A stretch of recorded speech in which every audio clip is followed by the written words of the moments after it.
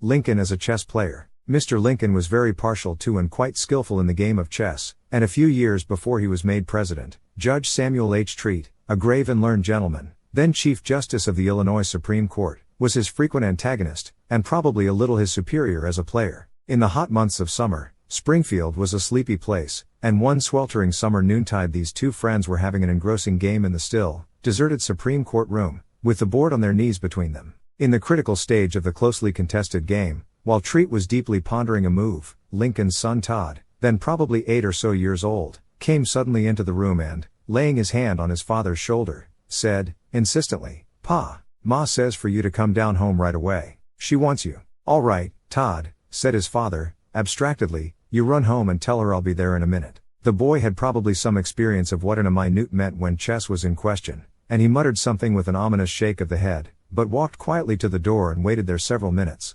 Treat did not stir, but studied the board with the closest attention, and Lincoln sat motionless. Presently the boy came back, gave his father a little shake, and repeated, "I say, Ma wants you to come down home right away. She wants you now." "Shh, Todd." Yes, in a minute," said his father, with a deprecatory wave of his hand, but without taking his eyes from the board. The boy stood for a minute or two in petulant impatience, and then, suddenly lifting his foot, with a vigorous kick he sent the board and the chessmen flying about the room. Treat sprang to his feet, his usually quiet visage flaming with wrath, but clenched his teeth and said nothing. Mr. Lincoln dropped back in his chair with a curious laugh of amused dismay, looked up with unruffled good humor and said, "Well, Judge, I guess that's Todd's game. You set them up again and we'll have it out some other day. Come along, Todd. Let's go see what Ma wants," and without other words he took the boy by the hand and strode calmly away toward home. Thanks for watching. Like and subscribe for more.